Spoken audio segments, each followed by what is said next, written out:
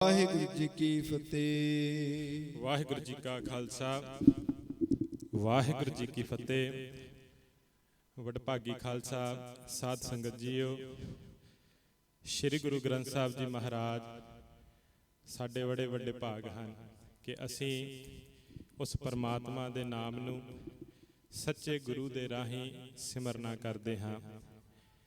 ਐਸਾ ਗੁਰੂ ਜੋ ਸਾਨੂੰ ਹਰ ਪਹਿਰ ਸੱਚ ਤੇ ਖੜਨਾ ਸਿਖਾਉਂਦਾ ਹੈ, ਚੰਗੇ ਜੀਵਨ ਦੀ ਦਾਤ ਸਾਡੀ ਝੋਲੀ ਦੇ ਵਿੱਚ ਪਾਉਂਦਾ ਹੈ।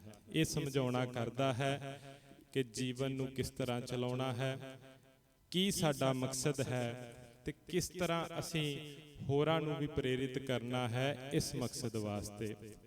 ਐਸੇ ਦੀਨ ਦਿਆਲ ਦਸਾਂ ਗੁਰਾਂ ਦੀ ਜੋਤ ਧੰਨ ਸਾਹਿਬ ਸ੍ਰੀ ਗੁਰੂ ਗ੍ਰੰਥ ਸਾਹਿਬ ਮਹਾਰਾਜ ਜੀ, ਅਸੀਂ ਆਪਣੇ ਗੁਰੂ ਨੂੰ, ਗੁਰੂ ਗ੍ਰੰਥ ਸਾਹਿਬ ਮਹਾਰਾਜ ਜੀ ਨੂੰ ਪਰਮੇਸ਼ਰ ਮੰਨ ਕੇ ਹੀ ਜਾਣਨਾ ਹੈ। ਗੁਰ ਪਰਮੇਸ਼ਰ ਇੱਕੋ ਜਾਣ। ਜਦੋਂ ਦਰਿਆ ਦਾ ਜਿਹੜਾ ਜਲ ਹੈ ਸਮੁੰਦਰ ਦੇ ਵਿੱਚ ਜਾ ਕੇ ਰਲਦਾ ਹੈ ਨਾ, ਤੇ ਉਹਦੇ ਵਿੱਚ ਕੋਈ ਫਰਕ ਨਹੀਂ ਰਹਿ ਜਾਂਦਾ। ਇਹੀ ਗੱਲ ਨੂੰ ਅਸੀਂ ਸਮਝਣਾ ਹੈ। ਜਿਹੜੇ ਗੁਣ ਗੁਰੂ ਗ੍ਰੰਥ ਸਾਹਿਬ ਮਹਾਰਾਜ ਜੀ ਦੇ ਅੰਦਰ ਹਨ, ਪਰਮਾਤਮਾ ਦੇ ਗੁਣ ਹਨ। ਪਰਮਾਤਮਾ ਦੇ ਗੁਣਾਂ ਨੂੰ ਅਸੀਂ ਉਚਾਰਦੇ ਹਾਂ, ਭਾਵ ਪਰਮਾਤਮਾ ਨੂੰ ਅਸੀਂ ਸਿਮਰਨਾ ਕਰਦੇ ਹਾਂ। ਅੱਜ ਦੇ ਅਸੀਂ ਪਾਵਨ ਪਵਿੱਤਰ ਹੁਕਮਨਾਮਾ ਸਾਹਿਬ ਸਰਵਣ ਕੀਤੇ ਹਨ ਸੱਚੇ ਗੁਰੂ ਪਾਸੋਂ। ਜੈਤ ਸ੍ਰੀ ਰਾਗ ਦੀ ਇਹ ਬਾਣੀ ਹੈ। ਗੁਰੂ ਮਹਾਰਾਜ ਜੀ ਦੇ ਉੱਪਰ 701 ਅੰਗ ਦੇ ਉੱਤੇ ਸੁਸ਼ੋਭਿਤ ਹੈ। ਗੁਰੂ ਅਰਜਨ ਦੇਵ ਮਹਾਰਾਜ ਜੀ ਦੀ ਇਹ ਬਾਣੀ, ਪਾਵਨ ਪਵਿੱਤਰ ਬਾਣੀ, ਸਾਨੂੰ ਕੀ ਸਮਝਾਉਣਾ ਕਰਦੀ ਹੈ। 10 ਤੋਂ 15 ਮਿੰਟ ਆਪਾਂ ਸ਼ਬਦ ਤੇ ਲੈਣੇ ਹਨ। ਪੰਕਤੀ ਦਰ ਪੰਕਤੀ ਇਸ ਦੀ ਵਿਆਖਿਆ ਆਪਾਂ ਸਮਝਣਾ ਕਰੀਏ ਜੀ। ਜੈਤ ਸ੍ਰੀ ਮਹੱਲਾ ਪੰਜਵਾਂ, ਕੋਈ ਜਨ ਹਰਿਸਿਉ ਦੇਵੈ ਜੋਰ। ਜੈਤ ਸ੍ਰੀ ਮਹੱਲਾ ਪੰਜਵਾਂ, ਜੈਤ ਸ੍ਰੀ ਰਾਗ ਦੀ ਬਾਣੀ, ਮਹੱਲਾ ਪੰਜਵਾਂ, ਸ੍ਰੀ ਗੁਰੂ ਅਰਜਨ ਦੇਵ ਮਹਾਰਾਜ ਜੀ। ਕੋਈ ਜਨ ਹਰਿਸਿਉ ਦੇਵੈ ਜੋਰ, ਮੈਂ ਉਸ ਤੋਂ ਬਲਿਹਾਰ ਜਾਨਾ ਹਾਂ ਜਿਹੜਾ ਮੈਨੂੰ ਸੱਚੇ ਗੁਣਾਂ ਦੇ ਨਾਲ ਜੋੜਦਾ ਹੈ। ਭਾਵੇਂ ਕੋਈ ਵੀ ਹੈ, ਸੱਚਾ ਗੁਰੂ ਹੈ, ਸੱਚਾ ਗੁਰਸਿੱਖ ਹੈ, ਕੋਈ ਸੰਤ ਜਨ ਹਨ, ਜਿਹੜਾ ਸਾਨੂੰ ਪਰਮਾਤਮਾ ਦੇ ਗੁਣਾਂ ਦੀ ਦਾਤ ਦਿੰਦਾ ਹੈ ਨਾ, ਸੱਚੇ ਪਰਮਾਤਮਾ ਦੇ ਸੱਚੇ ਗੁਣਾਂ ਦੀ, ਹਮੇਸ਼ਾ ਅਸੀਂ ਉਸ ਤੋਂ ਬਲਿਹਾਰ ਜਾਣਾ ਹੈ। ਕੋਈ ਜਨ ਹਰਿਸਿਉ ਦੇਵੈ ਜੋਰ। ਗੁਰੂ ਅਰਜਨ ਦੇਵ ਮਹਾਰਾਜ ਜੀ ਸ਼ਹੀਦਾਂ ਦੇ ਸਰਤਾਜ, ਕੱਲ ਉਹਨਾਂ ਦਾ ਸ਼ਹੀਦੀ ਪੁਰਬ ਹੈ। ਸ਼ਾਮ ਦੇ ਵਿਸ਼ੇਸ਼ ਦੀਵਾਨ ਗੁਰਦੁਆਰਾ ਸਾਹਿਬ ਦੇ ਵਿੱਚ ਰੱਖੇ ਹਨ। ਆਪ ਸੰਗਤਾਂ ਨੂੰ ਨਾਲ ਹੀ ਬੇਨਤੀ ਕਰਦੇ ਹਾਂ ਕਿ ਕੱਲ ਵੀ ਆਪ ਜੀ ਵੱਧ ਚੜ੍ਹ ਕਰਕੇ ਸ਼ਾਮ ਦੇ ਦੀਵਾਨਾਂ ਵਿੱਚ ਜ਼ਰੂਰ ਹਾਜ਼ਰੀ ਭਰਿਓ।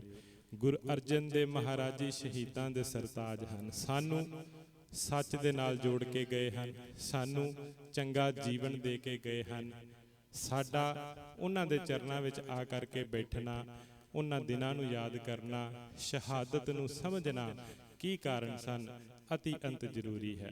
ਇਹ ਸ਼ਬਦ ਦੀ ਭਾਵਨਾ ਵੀ ਇਸ ਇਤਿਹਾਸ ਦੇ ਨਾਲ ਜੁੜਨਾ ਕਰਦੀ ਹੈ। ਕੋਈ ਜਨ ਹਰਿਸਿਉ ਦੇਵੈ ਜੋਰ, ਮੈਨੂੰ ਮਿਲਾਓ, ਮੈਨੂੰ ਉਸ ਗੁਰਸਿੱਖ ਨਾਲ ਮਿਲਾਓ, ਸੱਚੇ ਗੁਰੂ ਨਾਲ ਮਿਲਾਓ। ਇਹ ਅਰਦਾਸ ਹੈ ਸਾਡੀ। ਅਸੀਂ ਅਰਦਾਸ ਕਿਹੜੀ ਕਰਨੀ ਹੈ, ਮਹਾਰਾਜ ਜੀ ਸਾਨੂੰ ਦੱਸਣਾ ਕਰਦੇ ਹਨ। ਕਦੋਂ ਅਸੀਂ ਮਿਲਣਾ ਹੈ, ਕਿਸ ਤਰ੍ਹਾਂ ਅਸੀਂ ਮਿਲਣਾ ਹੈ।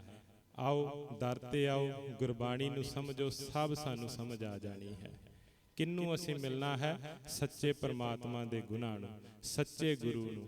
ਆਪਣੇ ਆਪ ਹੀ ਸਾਨੂੰ ਜੀਵਨ ਦਾ ਅਸਲ ਮਾਰਗ ਸਮਝ ਆਉਣ ਲੱਗ ਪੈਣਾ ਹੈ। ਕੋਈ ਜਨ ਹਰਿਸਿਉ ਦੇਵੈ ਜੋਰ, ਚਰਨ ਗਹਾਉ ਬਕਾਉ ਸੁਭ ਰਸਨਾ, ਦੀਜਹਿ ਪ੍ਰਾਣ ਅਕੋਰ ਰਹਾਉ। ਮਹਾਰਾਜ ਜੀ ਕਹਿੰਦੇ ਹਨ ਕਿ ਹੇ ਭਾਈ, ਜੇ ਕੋਈ ਮਨੁੱਖ ਮੈਨੂੰ ਪਰਮਾਤਮਾ ਦੇ ਚਰਨਾਂ ਨਾਲ ਜੋੜ ਦਵੇ, ਮੈਂ ਉਸ ਦੇ ਚਰਨ ਫੜ ਲਵਾਂ, ਆਪਣੀ ਜੀਭ ਦੇ ਨਾਲ ਉਸ ਦੇ ਧੰਨਵਾਦ ਕਰਾਂ, ਮਿੱਠੇ ਬੋਲ ਬੋਲਾਂ, ਮੇਰੇ ਜਿਹੜੇ ਇਹ ਪ੍ਰਾਣ ਹਨ ਨਾ, ਇਹ ਜਿਹੜਾ ਮੇਰੀ ਮਨੁੱਖਾ ਦੇਹ ਹੈ, ਮੈਂ ਉਸ ਅੱਗੇ ਭੇਟ ਕਰ ਦੇਵਾਂ, ਆਪਣਾ ਸੀਸ ਨਵਾ ਦੇਵਾਂ।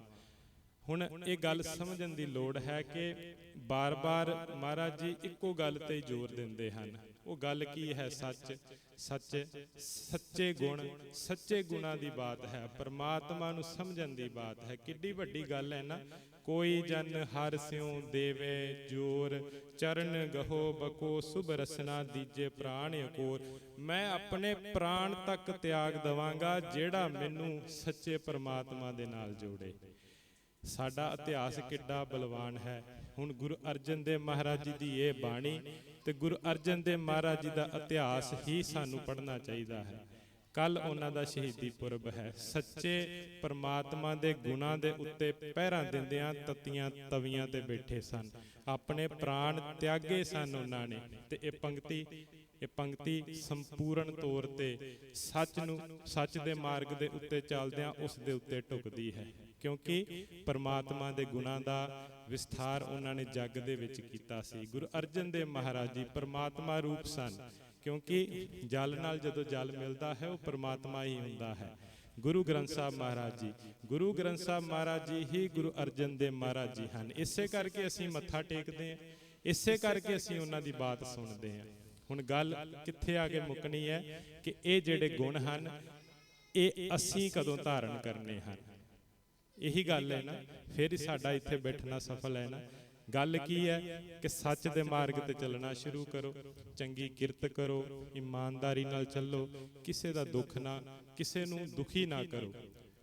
ਜੇ ਕਿਸੇ ਕੋਈ ਦੁਖੀ ਹੈ ਤੇ ਉਸ ਦੇ ਦੁੱਖ ਨੂੰ ਜਾ ਕੇ ਵੰਡਾਓ, ਖੁਸ਼ੀਆਂ ਉਸ ਨੂੰ ਦੇਣੀਆਂ ਕਰੋ, ਆਪ ਖੁਸ਼ ਰਹੋ। ਇੱਕ ਸ਼ਬਦ ਮੈਂ ਹੋਰ ਲੈਣਾ ਹੈ, ਸ਼ੁਕਰਾਨਾ। ਅੱਜ ਆਪਾਂ ਸ਼ੁਕਰਾਨਾ ਸਮਾਗਮ ਕਰ ਰਹੇ ਹਾਂ। ਗੁਰੂ ਗ੍ਰੰਥ ਸਾਹਿਬ ਮਹਾਰਾਜ ਜੀ ਦਾ ਧੰਨਵਾਦ, ਪਰਮਾਤਮਾ ਦਾ ਧੰਨਵਾਦ ਕਿ ਸਾਨੂੰ ਇਹ ਸੋਹਣਾ ਸੁਭਾਗਾ ਸਮਾਂ ਦਿੰਦੇ ਹਨ। 3 ਸਾਲ ਹੋ ਗਏ ਹਨ ਇਹ ਪਾਵਨ ਪਵਿੱਤਰ ਇਮਾਰਤ ਨੂੰ। 3 ਸਾਲ ਪਹਿਲਾਂ 10 ਜੂਨ ਨੂੰ ਸਭ ਤੋਂ ਪਹਿਲੇ ਪ੍ਰਕਾਸ਼ ਗੁਰੂ ਗ੍ਰੰਥ ਸਾਹਿਬ ਮਹਾਰਾਜ ਜੀ ਦੇ ਇਸ ਸਥਾਨ ਤੇ ਹੋਏ ਸੀ। ਰਲ ਮਿਲ ਕਰਕੇ ਆਪਾਂ ਅਰਦਾਸ ਬੇਨਤੀ ਕਰਦੇ ਰਹੀਏ ਕਿ ਇਹ ਜਿਹੜਾ ਸੱਚਾ ਮਾਰਗ ਹੈ, ਸੱਚੇ ਗੁਣ ਹਨ, ਇਹ ਤਾਂ ਸਾਨੂੰ ਜਿੰਨੇ ਮਿਲ ਜਾਣ ਉਨੇ ਹੀ ਥੋੜੇ। ਇਹ ਸਮੁੰਦਰ ਹੈ, ਇਹ ਖਤਮ ਨਹੀਂ ਹੋ ਸਕਦਾ। ਇਹ ਮਾਰਗ ਤੇ ਅਸੀਂ ਚੱਲਦੇ ਰਹਿਣਾ ਹੈ। ਸਾਡੀ ਅਰਦਾਸ ਇਹੀ ਹੈ ਕਿ ਸੱਚਿਆ ਪਾਤਸ਼ਾਹ ਸ਼ੁਕਰ ਹੈ ਤੇਰਾ ਕਿ ਤੂੰ ਸਾਨੂੰ ਇਸੇ ਲਾਇਕ ਸਮਝਿਆ, ਇੱਥੇ ਬਿਠਾਉਣ ਦੇ ਸਾਨੂੰ ਲਾਇਕ ਸਮਝਿਆ, ਆਪਣੇ ਚਰਨਾਂ ਦੇ ਵਿੱਚ ਤੂੰ ਬਿਠਾਇਆ। ਇਹ ਸਾਡੀ ਅਰਦਾਸ ਭਾਵਨਾ ਹੈ। ਕੋਈ ਦੁਨਿਆਵੀ ਮੰਗ ਨਾ ਰੱਖਿਓ ਕਿ ਮਹਾਰਾਜ ਜੀ ਦੇ ਅੱਗੇ ਕਿ ਸੱਚਿਆ ਪਾਤਸ਼ਾਹ ਮੈਨੂੰ ਕਾਰਾਂ ਦੇ ਦੇ, ਮੈਨੂੰ ਘਰ-ਬਾਰ ਦੇ ਦੇ। ਉਹ ਤਾਂ ਮਹਾਰਾਜ ਨੇ ਪਹਿਲਾਂ ਹੀ ਲਿਖ ਕੇ ਰੱਖੀਆਂ ਹਨ, ਉਹ ਤਾਂ ਬਿਨਾਂ ਮੰਗਣ ਤੋਂ ਤੁਹਾਨੂੰ ਮਿਲਣੀਆਂ ਹਨ। ਕੀ ਮੰਗਣਾ ਹੈ? ਇਸ ਸੱਚੇ ਦਰ ਦਾ, ਇਸ ਘਰ ਦਾ ਸੱਚਾ ਦਰ, ਸੱਚੇ ਗੁਣ, ਇਹਦੇ ਵਿੱਚ ਹੀ ਤੁਹਾਨੂੰ ਸਾਰੇ ਸੰਸਾਰ ਦੇ ਸੁੱਖ ਹਾਸਲ ਹੋ ਜਾਣੇ ਹਨ। ਸ਼ੁਕਰਾਨਾ ਜਦੋਂ ਅਸੀਂ ਕਰਨਾ ਸਿੱਖ ਜਾਵਾਂਗੇ ਨਾ, ਸਾਡੇ ਅੰਦਰ ਸੰਤੋਖ ਆ ਜਾਣਾ ਹੈ। ਸੰਤੋਖ ਤੋਂ ਬਿਨਾਂ ਕਦੀ ਵੀ ਧਰਮ ਨਹੀਂ ਚੱਲਦਾ। ਜੇ ਅਸੀਂ ਧਰਮ ਚਲਾਉਣਾ ਹੈ, ਸਭ ਤੋਂ ਪਹਿਲਾ ਪੁਆਇੰਟ ਕੀ ਹੈ? ਸੰਤੋਖ, ਧੀਰਜ। ਜੇ ਸਾਡੇ ਅੰਦਰ ਸੰਤੋਖ ਧੀਰਜ ਨਹੀਂ ਹੋਵੇਗਾ, ਅਸੀਂ ਧਰਮੀ ਵੀ ਨਹੀਂ ਅਖਵਾਵਾਂਗੇ, ਕਿਉਂਕਿ ਗੁਰਬਾਣੀ ਸਾਨੂੰ ਸੰਤੋਖ ਦੇ ਨਾਲ ਹੀ ਜੋੜਦੀ ਹੈ। ਸੰਤੋਖ ਹੀ ਸਾਡੇ ਅੰਦਰ ਪੈਦਾ ਕਰਦੀ ਹੈ, ਜਿਸ ਨੂੰ ਅਸੀਂ ਸੰਜਮ ਕਹਿੰਦੇ ਆ, ਪੇਸ਼ੈਂਸ ਕਹਿੰਦੇ ਆ, ਜਿਹਨੂੰ ਅਸੀਂ ਰੱਜ ਕਹਿੰਦੇ ਆ ਕਿ ਮੈਂ ਰੱਜ ਗਿਆ ਹਾਂ। ਹੁਣ ਥੋੜਾ ਜਿਹਾ ਇਤਿਹਾਸ ਪਿੱਛੇ ਵੇਖੀਏ। ਸਿਕੰਦਰ ਲੋਧੀ ਦਾ ਸਮਾਂ ਸੀ। ਇੱਕ ਜੁਲਾਹਾ, ਉਦੋਂ ਨਾ ਉੱਚੀਆਂ ਨੀਵੀਆਂ ਜਾਤਾਂ ਦਾ ਬਹੁਤ ਜ਼ਿਆਦਾ ਭੇਦਭਾਵ ਹੁੰਦਾ ਸੀ। ਇਹ ਤਾਂ ਗੁਰੂ ਗੋਬਿੰਦ ਸਿੰਘ ਮਹਾਰਾਜ ਜੀ ਨੇ, ਗੁਰੂ ਨਾਨਕ ਪਾਤਸ਼ਾਹ ਜੀ ਨੇ ਆ ਕਰਕੇ ਸਮਝਾਇਆ ਕਿ ਮਨੁੱਖ ਸਾਰੇ ਬਰਾਬਰ ਹਨ। ਤੁਸੀਂ ਇਹ ਜਿਹੜੀਆਂ ਉੱਚੀਆਂ ਨੀਵੀਆਂ ਜਾਤਾਂ ਇਹ ਮਨੁੱਖ ਨੇ ਆਪ ਬਣਾਈਆਂ ਹਨ। ਸਿਕੰਦਰ ਲੋਧੀ ਦਾ ਸਮਾਂ, ਇੱਕ ਜੁਲਾਹਾ ਘਰ ਦੇ ਵਿੱਚ ਬੈਠ ਕਰਕੇ ਆਪਣਾ ਕਿਰਤ ਕਰਦਾ, ਕੰਮਕਾਰ ਕਰਦਾ। ਸਿਕੰਦਰ ਲੋਧੀ ਦਾ ਰਾਜ ਚੱਲਦਾ ਤੇ ਉਹ ਘਰ ਦੇ ਵਿੱਚ ਕਿਰਤਕਾਰ ਕਰਦਾ ਤੇ ਨਾਲ ਪਰਮਾਤਮਾ ਦਾ ਸਿਮਰਨ ਕਰਦਾ, ਬੜਾ ਖੁੱਭ ਕੇ ਸਿਮਰਨ ਕਰਦਾ। ਤੇ ਜਿਹੜੇ ਪਰਮਾਤਮਾ ਨੂੰ ਚਾਹਣ ਵਾਲੇ ਹੁੰਦੇ ਹਨ ਨਾ, ਉਹ ਸੱਚੇ ਗੁਰਸਿੱਖਾਂ ਵੱਲ ਖਿੱਚ ਕੇ ਤੁਰੇ ਆਉਂਦੇ ਹਨ। ਉਹਦੇ ਘਰ ਸੰਗਤ ਵੀ ਆਉਂਦੀ, ਹੋਰ ਸੰਤ ਜਨ ਆਉਂਦੇ ਜਿਹੜੇ ਪਰਮਾਤਮਾ ਨੂੰ ਸਮਝਣਾ ਚਾਹੁੰਦੇ ਸਨ, ਉਸ ਦੀ ਸੰਗਤ ਕਰਦੇ। ਇਹ ਖਬਰ ਉਹ ਰਾਜੇ ਕੋਲ ਚਲੇ ਜਾਂਦੀ। ਮੈਂ ਨਾ ਇਹ ਤੁਹਾਨੂੰ ਤਾਂ ਦੱਸ ਰਿਹਾ ਕਿ ਸਾਨੂੰ ਸ਼ੁਕਰਾਨਾ ਕਿਸ ਤਰ੍ਹਾਂ ਕਰਨਾ ਚਾਹੀਦਾ ਹੈ। ਹੁਣ ਉਸ ਨੂੰ ਨੀਵੀਂ ਜਾਤ ਦਾ ਜੁਲਾਹਾ ਮੰਨਿਆ ਜਾਂਦਾ, ਘਰੇ ਉਹ ਆਪਣਾ ਕਿਰਤਕਾਰ ਕਰਦਾ, ਪਰਮਾਤਮਾ ਦਾ ਸਿਮਰਨ ਕਰਦਾ। ਹੁਣ ਜਿਹੜੇ ਥੋੜੇ ਆਪਣੇ ਆਪ ਨੂੰ ਹਉਮੈ ਦੇ ਵਿੱਚ ਰੱਖ ਕੇ ਇਹ ਕਹਿੰਦੇ ਕਿ ਅਸੀਂ ਉੱਚੀ ਜਾਤ ਵਾਲੇ ਆ, ਉਹਨਾਂ ਨੇ ਇਹ ਖਬਰ ਜਾ ਕਰਕੇ ਸਿਕੰਦਰ ਲੋਧੀ ਦੇ ਦਰਬਾਰ ਵਿੱਚ ਦੱਸੀ ਕਿ ਇੱਕ ਨੀਵੀਂ ਜਾਤ ਵਾਲਾ ਇਨਸਾਨ ਪਰਮਾਤਮਾ ਦਾ ਸਿਮਰਨ ਕਰੀ ਜਾਂਦਾ ਹੈ।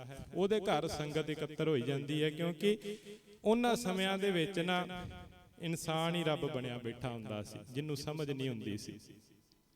ਹੁਣ ਸ਼ਿਕਾਇਤ ਉੱਥੇ ਪੁੱਜਦੀ, ਕਿਉਂਕਿ ਨੀਵੀਂ ਜਾਤ ਵਾਲੇ ਨੂੰ ਇਹ ਵੀ ਹੱਕ ਨਹੀਂ ਸੀ ਹੁੰਦਾ ਕਿ ਉਹ ਪਰਮਾਤਮਾ ਦਾ ਸਿਮਰਨ ਕਰ ਲਵੇ, ਕਿਉਂਕਿ ਸਮਝ ਨਹੀਂ ਸੀ ਹੁੰਦੀ। ਸਿਕੰਦਰ ਲੋਧੀ ਨੂੰ ਜਦੋਂ ਪਤਾ ਲੱਗਦਾ ਹੈ ਤਾਂ ਉਸ ਨੂੰ ਬੁਲਾਇਆ ਜਾਂਦਾ ਹੈ। ਉਹ ਜੁਲਾਹਾ ਕੌਣ ਹੈ? ਉਹ ਜੁਲਾਹਾ ਹੈ ਭਗਤ ਕਬੀਰ ਜੀ। ਗੰਗਾ ਕੀ ਲਹਿਰ ਮੇਰੀ ਟੁੱਟੀ ਜੰਜੀਰ, ਮ੍ਰਿਗਸ਼ਾਲਾ ਪਰ ਬੈਠੇ ਕਬੀਰ। ਭਗਤ ਕਬੀਰ ਜੀ ਨੂੰ ਲਿਆਇਆ ਜਾਂਦਾ ਹੈ ਤੇ ਪੁੱਛਿਆ ਜਾਂਦਾ ਹੈ ਕਿ ਤੁਸੀਂ ਇਹ ਪਰਮਾਤਮਾ ਦਾ ਸਿਮਰਨ ਕਿਉਂ ਕਰਦੇ ਪਏ ਹੋ? ਤੁਹਾਨੂੰ ਇਹ ਹੱਕ ਨਹੀਂ ਹੈਗਾ। ਜੇ ਸਿਮਰਨ ਕਰਨਾ ਹੈ ਤਾਂ ਮੇਰੇ ਧਰਮ ਦਾ ਕਰ, ਮੇਰੇ ਨਾਂ ਦਾ ਕਰ, ਤੈਨੂੰ ਕੋਈ ਹੱਕ ਨਹੀਂ ਪਰਮਾਤਮਾ ਦਾ ਸਿਮਰਨ ਕਰਨ ਦਾ, ਸੱਚੇ ਪਰਮਾਤਮਾ ਨੂੰ ਧਿਆਉਣ ਦਾ, ਕਿਉਂਕਿ ਉਹ ਰਾਜਾ ਹੀ ਆਪਣੇ ਆਪ ਨੂੰ ਪਰਮਾਤਮਾ ਸਮਝੀ ਬੈਠਾ ਸੀ। ਹੁਕਮ ਲਾ ਦਿੰਦੇ ਆ ਕਿ ਇਹਨਾਂ ਨੂੰ ਜੰਜੀਰਾਂ ਦੇ ਨਾਲ ਬੰਨ੍ਹ ਕੇ ਨਾ ਨਹਿਰ ਦੇ ਵਿੱਚ, ਪਾਣੀ ਦੇ ਵਿੱਚ ਸੁੱਟ ਦੇਵੋ। ਹੁਣ ਭਗਤ ਕਬੀਰ ਜੀ ਸ਼ੁਕਰ ਕਰਦੇ ਹਨ ਕਿ ਸ਼ੁਕਰ ਆ ਪਰਮਾਤਮਾ, ਸ਼ੁਕਰ ਹੈ ਪਰਮਾਤਮਾ, ਮੇਰੇ ਕਰਕੇ ਇਹਨਾਂ ਦੇ ਮਨ ਦੇ ਵਿੱਚ ਇਹ ਅਹਿਸਾਸ ਤਾਂ ਹੋਇਆ ਕਿ ਇਹਨਾਂ ਤੋਂ ਉੱਤੇ ਵੀ ਕੋਈ ਹੈਗਾ ਹੈ।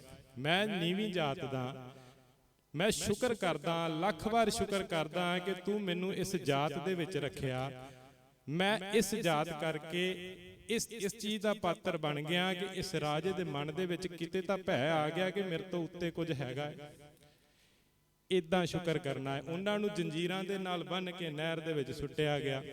ਫਿਰ ਜਿਹੜੇ ਭਗਤ ਜਨ ਹੁੰਦੇ ਹਨ ਨਾ, ਪਰਮਾਤਮਾ ਬੜਾ ਨੇੜੇ ਆ ਕਰਕੇ ਉਹਨਾਂ ਦੀ ਸੁਣਦਾ ਹੈ। ਕੁਝ ਕਹਿਣਾ ਨਹੀਂ ਪੈਂਦਾ ਭਗਤਾਂ ਨੂੰ, ਕਿਉਂਕਿ ਭਗਤਾਂ ਕੀ ਚਾਲ ਨਿਰਾਲੀ, ਚਾਲਾ ਨਿਰਾਲੀ ਭਗਤਾ ਕੇਰੀ, ਬਿਖਮ ਮਾਰਗ ਚੱਲਣਾ। ਸੱਚ ਤੇ ਮਾਰਗ ਤੇ ਚੱਲਦੇ ਹਨ। ਉਹਨਾਂ ਨੇ ਪ੍ਰਾਣ ਤਾਂ ਆਪਣੇ ਪਹਿਲਾਂ ਹੀ ਪ੍ਰਭੂ ਪਰਮਾਤਮਾ ਦੇ ਅੱਗੇ ਰੱਖੇ ਹੁੰਦੇ ਹਨ। ਉਹਨਾਂ ਨੂੰ ਮਰਨ ਦਾ ਕੋਈ ਡਰ ਨਹੀਂ ਹੁੰਦਾ। ਸੁੱਖ ਮੰਗਦੇ ਹਨ। ਸੁੱਖ ਕਿਹੜਾ ਮੰਗਦੇ ਹਨ? ਪਰਮਾਤਮਾ ਦੇ ਨਾਂ ਦਾ। ਨਹਿਰ ਦੇ ਵਿੱਚ ਸੁੱਟ ਦਿੱਤਾ ਜਾਂਦਾ ਹੈ ਜੰਜੀਰਾਂ ਬੰਨ੍ਹ ਕੇ ਭਗਤ ਕਬੀਰ ਜੀ ਨੂੰ। ਗੁਰਬਾਣੀ ਵੀ ਦੱਸਦੀ ਹੈ, ਗੁਰਬਾਣੀ ਦੇ ਵਿੱਚ ਲਿਖਿਆ ਹੈ ਪਰਮਾਤਮਾ ਆਪ ਹਾਜ਼ਰ ਨਾਜ਼ਰ ਹੋ ਕੇ ਕਿਰਪਾ ਕਰਕੇ ਉਹ ਜੰਜੀਰਾਂ ਨੂੰ ਤੋੜ ਦਿੰਦੇ ਹਨ। ਪਾਣੀ ਦੀਆਂ ਜਿਹੜੀਆਂ ਛੱਲਾਂ ਹੁੰਦੀਆਂ ਹਨ ਇੰਨੀਆਂ ਤੇਜ਼ ਵਗਦੀਆਂ ਹਨ ਕਿ ਉਹ ਜੰਜੀਰਾਂ ਹੀ ਟੁੱਟ ਜਾਂਦੀਆਂ ਹਨ। ਭਗਤ ਕਬੀਰ ਜੀ ਬਾਹਰ ਆ ਜਾਂਦੇ ਹਨ, ਸਾਰੇ ਹੈਰਾਨ ਹੋ ਜਾਂਦੇ ਹਨ। ਹੁਣ ਜਿਹੜੇ ਉੱਥੇ ਲੋਕ ਇਕੱਠੇ ਹੋਏ ਹੁੰਦੇ ਹਨ, ਭਗਤ ਕਬੀਰ ਜੀ ਨੂੰ ਰੱਬ ਮੰਨਦੇ ਹਨ। ਸਿਕੰਦਰ ਲੋਧੀ ਤੋਂ ਹਜੇ ਵੀ ਨਹੀਂ ਰੱਜ ਹੁੰਦਾ। ਉਹ ਬੰਨ ਕਰਕੇ ਉਹਨਾਂ ਨੂੰ ਹਾਥੀ ਦੇ ਅੱਗੇ ਸੁਟਾਉਣ ਦਾ ਹੁਕਮ ਦੇ ਦਿੰਦਾ ਹੈ। ਜਿੰਨਾ ਮਰਜ਼ੀ ਕਰ ਲਵੋ, ਜਦੋਂ ਜਲ ਦੇ ਨਾਲ ਜਾ ਕੇ ਜਲ ਰਲੇਗਾ ਨਾ, ਉਹ ਪਰਮਾਤਮਾ ਰੂਪ ਹੀ ਬਣ ਜਾਵੇਗਾ, ਉਹ ਜਲ ਰੂਪ ਹੀ ਬਣ ਜਾਵੇਗਾ। ਹਾਥੀ ਨੇ ਉਹਨਾਂ ਨੂੰ ਕੁਚਲਣ ਦੀ ਬਜਾਏ ਗੋਡੇ ਨੀਵੇਂ ਕਰਕੇ ਉਹਨਾਂ ਨੂੰ ਨਮਸਕਾਰ ਕਰ ਦਿੱਤੀ। ਫਿਰ ਰਾਜੇ ਦੇ ਮਨ ਦੇ ਵਿੱਚ ਪੂਰਨ ਤੌਰ ਤੇ ਅਹਿਸਾਸ ਹੋਇਆ ਕਿ ਮੈਂ ਗਲਤ ਕਰ ਰਿਹਾ। ਭਗਤ ਕਬੀਰ ਜੀ ਕੋਲ ਆ ਕਰਕੇ ਮਾਫੀ ਮੰਗੀ, ਉਹਨਾਂ ਤੋਂ ਗਿਆਨ ਲਿਆ।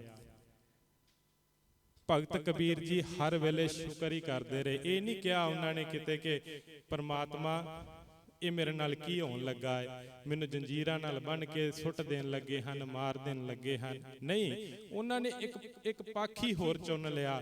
ਉਹਨਾਂ ਨੇ ਹੋਰ ਗੱਲ ਨੂੰ ਹੀ ਇਹ ਸਮਝ ਲਿਆ ਕਿ ਮੇਰੇ ਇਸ ਕਾਰਨ ਕਰਕੇ ਕਿਸੇ ਦੇ ਮਨ ਦੇ ਵਿੱਚ ਭੈ ਤਾਂ ਆਇਆ ਨਾ ਕਿ ਪਰਮਾਤਮਾ ਬੜਾ ਸਰਵ ਸ਼ਕਤੀਮਾਨ ਹੈ। ਤੇ ਪ੍ਰਤੱਖ ਇਤਿਹਾਸ ਰਚ ਦਿੱਤਾ। ਉਹਨਾਂ ਨੂੰ ਪਾਣੀ ਦੇ ਵਿੱਚੋਂ ਬਾਹਰ ਕੱਢ ਕੇ ਜੰਜੀਰਾਂ ਤੋੜ ਕੇ ਹਾਥੀ ਨੇ ਨਮਸਕਾਰ ਕਰ ਦਿੱਤੀ। ਭਗਤ ਕਬੀਰ ਜੀ ਦਾ 1/3 ਜਿਹੜਾ ਗੁਰੂ ਗ੍ਰੰਥ ਸਾਹਿਬ ਮਹਾਰਾਜ ਜੀ ਦਾ ਪਾਠ ਹੈ ਨਾ ਗੁਰਬਾਣੀ ਦਾ, ਭਗਤ ਕਬੀਰ ਜੀ ਦੀ ਬਾਣੀ ਹੈ। 1/4 ਪਾਠ ਹੈ ਜਿਹੜਾ। ਕਿਤੇ ਭਗਤਾਂ ਦਾ ਇਤਿਹਾਸ ਪੜ੍ਹ ਕੇ ਵੇਖੋ, ਸਾਨੂੰ ਸ਼ੁਕਰਾਨਾ ਕਰਨਾ ਆ ਜਾਵੇਗਾ। ਬਿਨਾ ਸੰਤੋਖ ਨਹੀਂ ਕੋ ਰਾਜੇ, ਸੁਪਨ ਮਨੋਰਥ ਬਿਰਥੇ ਸਭ ਕਾਜੇ। ਜਦੋਂ ਅਸੀਂ ਸ਼ੁਕਰਾਨਾ ਕਰਨ ਲੱਗ ਪਾਵਾਂਗੇ ਨਾ, ਸਾਡੇ ਅੰਦਰ ਸੰਤੋਖ ਭਰ ਜਾਣਾ ਹੈ। ਸਾਨੂੰ ਰੱਜ ਆ ਜਾਣਾ ਹੈ ਕਿ ਸੱਚਾ ਪਾਤਸ਼ਾਹ ਸ਼ੁਕਰ ਹੈ ਤੇਰਾ, ਸਾਨੂੰ ਕੁਝ ਨਹੀਂ ਚਾਹੀਦਾ। ਕੀ ਚਾਹੀਦਾ ਹੈ? ਤੇਰਾ ਦਰ ਚਾਹੀਦਾ ਹੈ। ਸਾਨੂੰ ਸੱਚੇ ਗੁਣ ਚਾਹੀਦੇ ਹਨ। ਅਸੀਂ ਚੜ੍ਹਦੀ ਕਲਾ ਦੇ ਨਾਲ ਚੱਲੀਏ, ਆਪਣੇ ਜ਼ਮੀਰ ਨੂੰ ਤਗੜਾ ਕਰੀਏ, ਐਸਾ ਆਪਣਾ ਜੀਵਨ ਬਣਾਈਏ ਕਿ ਸਾਰਾ ਸੰਸਾਰ ਸਾਡੇ ਤੋਂ ਖੁਸ਼ ਹੋਵੇ ਤੇ ਅਸੀਂ ਦੂਸਰਿਆਂ ਨੂੰ ਵੀ ਖੁਸ਼ ਕਰੀਏ। ਦੁੱਖ ਸੁੱਖ ਚੱਲਣੇ ਹੀ ਚੱਲਣੇ ਹਨ। ਇਹ ਨਹੀਂ ਕਿ ਤੁਹਾਨੂੰ ਦੁੱਖ ਨਹੀਂ ਆਉਣੇ, ਦੁੱਖ ਤੁਹਾਡੇ ਜੀਵਨ 'ਚ ਆਉਣਗੇ ਹੀ ਆਉਣਗੇ। ਪਰ ਗੱਲ ਇਹ ਹੈ ਕਿ ਤੁਸੀਂ ਦੁੱਖਾਂ ਨੂੰ ਕਿਸ ਤਰ੍ਹਾਂ ਲੈ ਕਰਕੇ ਚੱਲਦੇ ਹੋ, ਤੁਸੀਂ ਅਰਦਾਸ ਕਿਸ ਤਰ੍ਹਾਂ ਕਰਦੇ ਹੋ, ਕਿੰਨਾ ਕੁ ਤੁਹਾਡੇ ਅੰਦਰ ਧੀਰਜ ਹੈ, ਕਿੰਨਾ ਕੁ ਤੁਹਾਡੇ ਅੰਦਰ ਸੰਤੋਖ ਹੈ। ਇੱਕ ਜਲ ਦਾ ਗਲਾਸ ਅੱਧਾ ਭਰਿਆ ਹੁੰਦਾ ਹੈ ਨਾ, ਹੁਣ ਤੁਸੀਂ ਕਿਸੇ ਨੇ ਇਹ ਗੱਲ ਕਹਿ ਦੇਣੀ ਕਿ ਇਹ ਜਿਹੜਾ ਜਲ ਦਾ ਗਲਾਸ ਅੱਧਾ ਭਰਿਆ ਹੈ, ਕਿਸੇ ਨੇ ਕਹਿ ਦੇਣਾ ਕਿ ਇਹ ਅੱਧਾ ਖਾਲੀ ਹੈ। ਗੱਲ ਸਿਰਫ ਇੰਨੀ ਹੁੰਦੀ ਹੈ ਕਿ ਤੁਸੀਂ ਆਪਣੇ ਮਨ ਨੂੰ ਸੰਤੋਖ ਦੇ ਨਾਲ ਕਿਸ ਤਰ੍ਹਾਂ ਲੈ ਕਰਕੇ ਚੱਲਦੇ ਹੋ। ਅੱਜ ਦੇ ਪਾਵਨ ਪਵਿੱਤਰ ਸ਼ਬਦ 4 ਪੰਕਤੀਆਂ ਹੋਰ ਹਨ, ਆਪਾਂ ਇਹਨਾਂ 4 ਪੰਕਤੀਆਂ ਨੂੰ ਸਮਝ ਕਰਕੇ ਸਮਾਪਤੀ ਕਰਦੇ ਹਾਂ। ਕੋਈ ਜਨ ਹਰਿ ਸਿਉ ਦੇਵੇ ਜੋਰ, ਚਰਨ ਗਹੋ ਬਕੋ ਸੁਭ ਰਸਨਾ, ਦੀਜੇ ਪ੍ਰਾਣ ਅਕੋਰ। ਹੇ ਭਾਈ, ਜੇ ਕੋਈ ਮੈਨੂੰ ਸੱਚੇ ਪਰਮਾਤਮਾ ਦੇ ਚਰਨਾਂ ਨਾਲ ਜੋੜੇ, ਮੈਂ ਉਸ ਦੇ ਹਮੇਸ਼ਾ ਚਰਨ ਫੜਾਂਗਾ, ਜੀਵ ਦੇ ਨਾਲ ਉਸ ਦੇ ਧੰਨਵਾਦ ਦੇ ਮਿੱਠੇ ਬੋਲ ਬੋਲਾਂਗਾ। ਮੇਰੇ ਇਹ ਪ੍ਰਾਨ ਉਸ ਅੱਗੇ ਹਮੇਸ਼ਾ ਹੀ ਭੇਟ ਹੋਣਗੇ। ਮਨ ਤਨ ਨਿਰਮਲ ਕਰਤ ਕਿਆਰੋ, ਹਰ ਸਿੰਚੈ ਸੁਦਾ ਸੰਜੋਰ। ਇਹ ਭਾਈ, ਕੋਈ ਬਿਰਲਾ ਮਨੁੱਖ ਪਰਮਾਤਮਾ ਦੀ ਕਿਰਪਾ ਨਾਲ ਆਪਣੇ ਮਨ ਨੂੰ, ਸਰੀਰ ਨੂੰ ਪਵਿੱਤਰ ਕਿਆਰਾ ਬਣਾਉਂਦਾ ਹੈ। ਉਸ ਵਿੱਚ ਪ੍ਰਭੂ ਦਾ ਨਾਮ ਜਲ ਚੰਗੀ ਤਰ੍ਹਾਂ ਸਿੰਜਦਾ ਹੈ।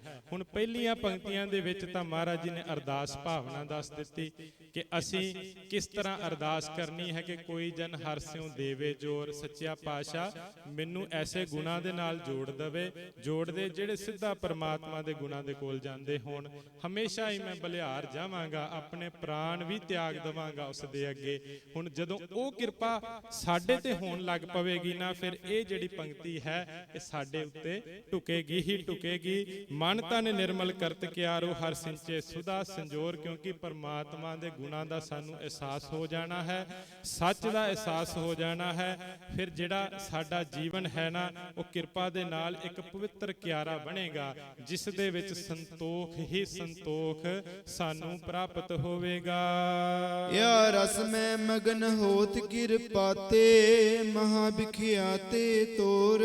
ਜਿਹੜੀ ਸਭ ਤੋਂ ਵੱਡੀ ਮਾਇਆ ਹੈ ਨਾ, ਸਾਡਾ ਉਹਦੇ ਨਾਲ ਵੀ ਨਾਤਾ ਟੁੱਟਣਾ ਸ਼ੁਰੂ ਹੋ ਜਾਵੇਗਾ। ਅਸੀਂ ਮਾਇਆ ਦੇ ਵਿੱਚ ਕਿਹਨੂੰ ਗਿਣਨਾ ਹੈ। ਜਿੰਨੇ ਵੀ ਲੋਭ ਹਨ, ਕਾਮ ਕ੍ਰੋਧ ਲੋਭ ਨਿੰਦਿਆ ਚੁਗਲੀ, ਇਹ ਸਾਰੇ ਮਾਇਆ ਦੀ ਹੀ ਡੈਫੀਨੇਸ਼ਨ ਹੈ। ਕੱਲੀ ਮਾਇਆ ਜਿਹੜੀ ਅਸੀਂ ਕਮਾਉਂਦੇ ਆ, ਉਹ ਮਾਇਆ ਨੂੰ ਨਹੀਂ ਇੱਥੇ ਕਿਹਾ ਗਿਆ। ਸਾਰੇ ਜਿੰਨੇ ਸਾਡੇ ਉੱਤੇ ਪ੍ਰਭਾਵ ਪਾਉਂਦੇ ਹਨ, ਪਰਮਾਤਮਾ ਦੇ ਨਾਮ ਤੋਂ ਦੂਰ ਕਰਦੇ ਹਨ, ਚੰਗੀਆਂ ਗੱਲਾਂ ਤੋਂ ਦੂਰ ਕਰਦੇ ਹਨ, ਉਹ ਸਾਰੀ ਚੀਜ਼ ਨੂੰ ਮਾਇਆ ਮਹਾਰਾਜ ਜੀ ਨੇ ਆਖਿਆ ਹੈ। ਤੇ ਅਸੀਂ ਜਦੋਂ ਪਰਮਾਤਮਾ ਦੇ ਨਾਮ ਨੂੰ ਸਮਝਣ ਲੱਗ ਪਵਾਂਗੇ ਤਾਂ ਇਹ ਜਿਹੜਾ ਮਾਇਆ ਦਾ ਪ੍ਰਭਾਵ ਹੈ ਨਾ, ਸਹਿਜੇ ਸਹਿਜੇ ਸਾਡੇ ਹਿਰਦੇ ਤੋਂ ਦੂਰ ਹੁੰਦਾ ਜਾਵੇਗਾ।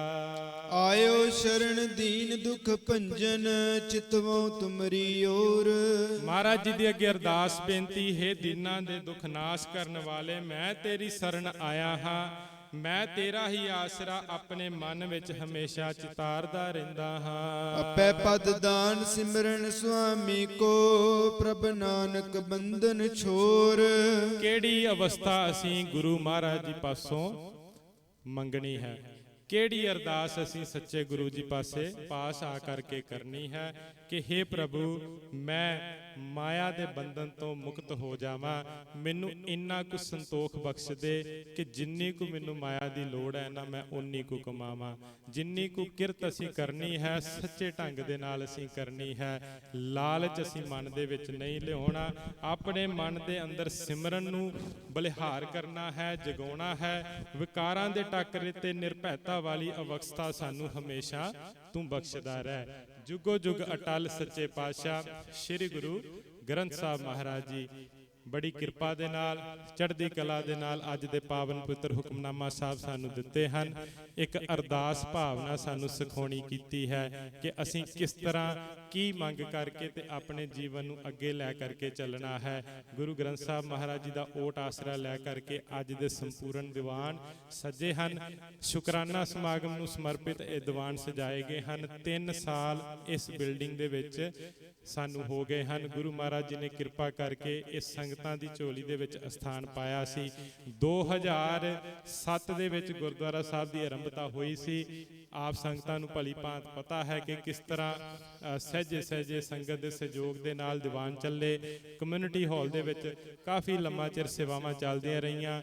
ਆਪ ਸੰਗਤ ਜੀ ਦੇ ਸਹਿਯੋਗ ਦੇ ਨਾਲ, ਗੁਰੂ ਸਾਹਿਬ ਜੀ ਦੇ ਆਸ਼ੀਰਵਾਦ ਦੇ ਨਾਲ ਇਹ ਅਸਥਾਨ ਹੈ ਜਿਹੜਾ ਅੱਜ ਤੋਂ 3 ਸਾਲ ਪਹਿਲਾਂ ਖਰੀਦਿਆ ਗਿਆ ਸੀ, ਇਮਾਰਤ ਨੂੰ ਖਰੀਦਿਆ ਗਿਆ ਸੀ ਤੇ ਇੱਥੇ ਉਸ ਦਿਨ ਤੋਂ ਲੈ ਕਰਕੇ ਅੱਜ ਤੱਕ ਨਾਮ ਬਾਣੀ ਦੇ ਅਭਿਆਸ ਚੱਲ ਰਹੇ ਹਨ। ਗੁਰੂ ਗ੍ਰੰਥ ਸਾਹਿਬ ਮਹਾਰਾਜ ਜੀ ਕਿਰਪਾ ਕਰਕੇ ਸਭਨਾਂ ਨੂੰ ਗੁਰਮਤਿ ਦੀ ਦਾਤ ਦੇ ਰਹੇ ਹਨ, ਗੁਰਬਾਣੀ ਦੀ ਦਾਤ ਬਖਸ਼ ਰਹੇ ਹਨ। ਸਾਡਾ ਫਰਜ਼ ਹੈ ਕਿ ਗੁਰੂ ਮਹਾਰਾਜ ਜੀ ਦੇ ਦਰ ਤੇ ਆ ਕਰਕੇ ਉਹਨਾਂ ਪਾਸੋਂ ਸੱਚੇ ਗੁਣਾਂ ਨੂੰ ਹਾਸਲ ਕਰੀਏ ਤੇ ਚੜ੍ਹਦੀ ਕਲਾ ਦੇ ਨਾਲ ਆਪਣੇ ਜੀਵਨ ਨੂੰ ਚਲਾਉਂਦੇ ਰਹੀਏ। ਮੈਂ ਇੱਕ ਬੇਨਤੀ ਛੋਟੀ ਜਿਹੀ ਹੋਰ ਨਾਲ ਜੋੜਨੀ ਹੈ।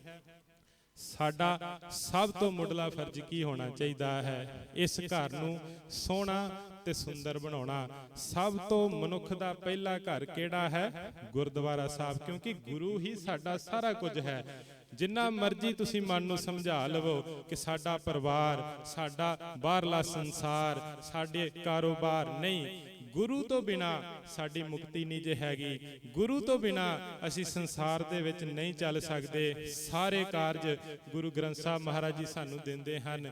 ਜਿੰਨੀਆਂ ਦਾਤਾਂ ਹਨ ਗੁਰੂ ਪਾਸੋਂ ਹੀ ਸਾਨੂੰ ਮਿਲਦੀਆਂ ਹਨ, ਕਿਉਂਕਿ ਗੁਰੂ ਤੋਂ ਗਿਆਨ ਲਿਆ, ਗਿਆਨ ਲੈ ਕਰਕੇ ਆਪਣੇ ਅੰਦਰ ਸੰਤੋਖ ਨੂੰ ਵਸਾਇਆ, ਫਿਰ ਹੀ ਅਸੀਂ ਸੱਚੇ ਮਾਰਗ ਤੇ ਚੱਲਣਾ ਹੈ, ਫਿਰ ਹੀ ਅਸੀਂ ਇੱਥੇ ਬੈਠਣਾ ਹੈ। ਕਿਉਂਕਿ ਜੇ ਗੁਰੂ ਚਾਵੇ ਤਾਂ ਸਭ ਪ੍ਰਵਾਨ, ਜੇ ਗੁਰੂ ਨਾ ਚਾਵੇ ਤਾਂ ਕੁਝ ਵੀ ਨਹੀਂ ਪ੍ਰਵਾਨ। ਇਹ ਗੱਲ ਨੂੰ ਅਸੀਂ ਸਮਝਣਾ ਹੈ।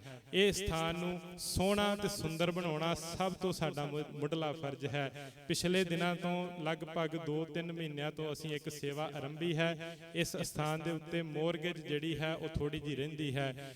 ਸਥਾਨ ਦੇ ਉੱਤੇ $2.5 ਲੱਖ ਦੀ ਮੋਰਗੇਜ ਹਜੇ ਸਟਿਲ ਪੈਂਡਿੰਗ ਹੈ। ਅਸੀਂ ਚਾਹੁੰਦੇ ਹਾਂ ਕਿ ਆਪਾਂ ਸਾਰੇ ਰਲ ਮਿਲ ਕਰਕੇ ਸੰਗਤ ਦੇ ਸਹਿਯੋਗ ਦੇ ਨਾਲ, ਮਹਾਰਾਜ ਜੀ ਦੇ ਆਸ਼ੀਰਵਾਦ ਦੇ ਨਾਲ ਇਸ ਮੋਰਗੇਜ ਨੂੰ ਕਲੀਅਰ ਕਰੀਏ। ਤਕਰੀਬਨ ਅੱਜ ਤੋਂ 3 ਮਹੀਨੇ ਪਹਿਲਾਂ ਇਸ ਸੇਵਾ ਨੂੰ ਆਰੰਭਿਆ ਸੀ। $60,000 ਦੀ ਜਿਹੜੀ ਸੇਵਾ ਹੈ ਉਹ ਸੰਗਤ ਦੇ ਸਹਿਯੋਗ ਨਾਲ ਇਕੱਤਰ ਹੋਈ ਹੈ। ਹਜੇ ਸੇਵਾ ਆਪਾਂ ਕਾਫੀ ਕਲੀਅਰ ਕਰਨੀ ਹੈ। ਮਹੀਨੇ ਦੇ ਮਹੀਨੇ ਇਸ ਦੀਆਂ ਕਿਸ਼ਤਾਂ ਜਾਂਦੀਆਂ ਹਨ। ਆਪ ਜੀਆਂ ਨੂੰ ਨਿਮਰਤਾ ਸਹਿਤ ਬੇਨਤੀ ਕਰਨੀ ਹੈ ਕਿ ਆਪਣੀ ਤਿਲ ਫੁੱਲ ਭੇਟਾ ਦੇ ਵਿੱਚੋਂ ਯੋਗਦਾਨ ਪਾ ਕੇ ਇਸ ਸੇਵਾ ਨੂੰ, ਇਸ ਕਾਰਜ ਨੂੰ ਸੰਪੂਰਨ ਕਰੀਏ, ਕਿਉਂਕਿ ਗੁਰਦੁਆਰਾ ਸਾਹਿਬ ਜੀ ਦੇ ਉੱਪਰ ਹਜੇ ਕਾਫੀ ਕੰਮ ਜਿਹੜੇ ਹਨ ਉਹ ਕਰਨ ਵਾਲੇ ਹਨ। ਨਿਸ਼ਾਨ ਸਾਹਿਬ ਦੀ ਸੇਵਾ ਹੋਣੀ ਹੈ, ਗੁੰਬਦ ਲਾਉਣੇ ਹਨ, ਜੋ ਆਪ ਸੰਗਤ ਜੀ ਦੀ ਸਹਿਯੋਗ ਦੇ ਨਾਲ ਹੀ ਸਾਰੀ ਸੇਵਾ ਸੰਪੂਰਨ ਹੋਣੀ ਹੈ। ਬੇਨਤੀ ਨੂੰ ਆਪ ਸੰਗਤ ਜੀ ਪ੍ਰਵਾਨ ਕਰੋ। ਹੁਣ ਆਪਾਂ ਦੇਗ ਦਾ ਵਰਤਾਰਾ ਕਰਦੇ ਹਾਂ। ਲੰਗਰ ਦੀਆਂ ਸੇਵਾਵਾਂ ਉਸ ਤੋਂ ਉਪਰੰਤ ਹਨ। ਇੱਕ ਬੇਨਤੀ ਹੋਰ ਹੈ ਦੇਗ ਦੇ ਵਰਤਾਰੇ ਦੇ ਨਾਲ ਹੀ। ਕੱਲ ਦੇ ਦੀਵਾਨ ਸ੍ਰੀ ਗੁਰੂ ਅਰਜਨ ਦੇਵ ਮਹਾਰਾਜ ਜੀ ਸ਼ਹੀਦਾਂ ਦੇ ਸਰਤਾਜ, ਉਹਨਾਂ ਦੇ ਸ਼ਹੀਦੀ ਪੁਰਬ ਨੂੰ ਸਮਰਪਿਤ ਹਨ ਜੀ। 5:30 ਵਜੇ ਤੋਂ ਲੈ ਕਰਕੇ ਸ਼ਾਮ ਨੂੰ 8:15 ਵਜੇ ਤੱਕ ਇਹ ਦੀਵਾਨ ਚੱਲਣੇ ਹਨ। ਕੀਰਤਨ ਦੀ ਸੇਵਾ, ਰਹਿਰਾ ਸਾਹਿਬ ਸੇਵਾ, ਆਰਤੀ ਕੀਰਤਨ ਸੇਵਾ, ਸੁਖਾਸਨ ਸਾਹਿਬ ਸੇਵਾਵਾਂ। ਚੜ੍ਹਦੀ ਕਲਾ ਦੇ ਨਾਲ ਗੁਰੂ ਘਰ ਆਓ ਤੇ ਗੁਰੂ ਘਰ ਦੀਆਂ ਖੁਸ਼ੀਆਂ ਨੂੰ ਪ੍ਰਾਪਤ ਕਰੋ। ਕੋਸ਼ਿਸ਼ ਕਰਾਂਗੇ ਮਹਾਰਾਜ ਜੀ ਦੀ ਸ਼ਹਾਦਤ ਦੇ ਇਤਿਹਾਸ ਨੂੰ ਸਮਝਣ ਦੀ, ਜਾਣਨ ਦੀ, ਹਿਰਦੇ ਤੇ ਵਸਾਉਣ ਦੀ, ਗੁਰਬਾਣੀ ਗਾਇਨ ਕਰਕੇ ਆਪਣੇ ਜੀਵਨ ਨੂੰ ਸਫਲਾ ਕਰੀਏ। ਵੱਧ ਚੜ ਕਰਕੇ ਗੁਰੂ ਘਰ ਆਓ, ਗੁਰੂ ਘਰ ਦੀਆਂ ਖੁਸ਼ੀਆਂ ਨੂੰ ਪ੍ਰਾਪਤ ਕਰੋ। ਹੁਣ ਆਪਾਂ ਸਮਾਪਤੀ ਕਰਦੇ ਹਾਂ ਜੀ। ਸਾਰੀਆਂ ਸੇਵਾਵਾਂ ਕਰਦਿਆਂ ਭੁੱਲਾਂ ਚੁੱਕਾਂ ਦੀ ਮਾਫੀ। ਸਤਿਗੁਰ ਮਹਾਰਾਜ ਜੀ ਬਖਸ਼ਣਹਾਰ, ਆਪ ਸੰਗਤਾਂ ਵੀ ਕਿਰਪਾ ਕਰਕੇ ਬਖਸ਼ ਲਿਓ। ਸਭ ਸੇਵਾਦਾਰਾਂ ਦਾ, ਸਭ ਸੰਗਤਾਂ ਦਾ ਬਹੁਤ ਬਹੁਤ ਧੰਨਵਾਦ, ਜੋ ਬੜੀ ਕਿਰਪਾ ਦੇ ਨਾਲ ਮਹਾਰਾਜ ਜੀ ਦੇ ਆਸ਼ੀਰਵਾਦ ਦੇ ਨਾਲ ਸੇਵਾਵਾਂ ਨਿਭਾਉਂਦੇ ਹਨ। ਅੰਮ੍ਰਿਤ ਵੇਲੇ ਤੋਂ ਸੇਵਾਵਾਂ ਚੱਲਦੀਆਂ ਹਨ। ਸਿੱਖ ਸੰਗਤਾਂ, ਸੇਵਾਦਾਰ, ਲੰਗਰਾਂ ਦੇ ਸੇਵਾਦਾਰ, ਸਭਨਾਂ ਦਾ ਕੋਟਾਨ-ਕੋਟ ਧੰਨਵਾਦ। ਬੜੀ ਕਿਰਪਾ ਦੇ ਨਾਲ ਇਹ ਸੇਵਾਵਾਂ ਸਾਡੀ ਝੋਲੀ ਪੈਂਦੀਆਂ ਹਨ। 100 ਵਾਰ, ਲੱਖ ਵਾਰ, ਕਰੋੜ ਵਾਰ ਨਤਮਸਤਕ ਮਹਾਰਾਜ ਜੀ ਨੂੰ ਹੋਈਏ ਤੇ ਸ਼ੁਕਰਾਨਾ ਹੀ ਕਰਦੇ ਰਹੀਏ। ਫਤਿਹ ਦੀ ਅਸੀਸ ਬਖਸ਼ਿਓ। ਦੇਹੋ ਸੱਜਣ ਅਸੀਸੜੀਆਂ, ਜੋ ਹੋਵੇ ਸਾਹਿਬ ਸਿਓ ਮੇਲ। ਵਾਹਿਗੁਰੂ ਜੀ ਕਾ ਖਾਲਸਾ, ਵਾਹਿਗੁਰੂ ਜੀ ਕੀ ਫਤਿਹ। ਸਤਿਨਾਮ ਸਤਿਨਾਮ ਸਤਿਨਾਮ ਜੀ। ਵਾਹਿਗੁਰੂ ਵਾਹਿਗੁਰੂ। ਜਪੋ ਸਤਿਨਾਮ ਸਤਿਨਾਮ ਸਤਿਨਾਮ ਜੀ। ਵਾਹਿਗੁਰੂ ਵਾਹਿਗੁਰੂ। ਜਪੋ ਸਤਿਨਾਮ ਸਤਿਨਾਮ ਸਤਿਨਾਮ ਜੀ। ਵਾਹਿ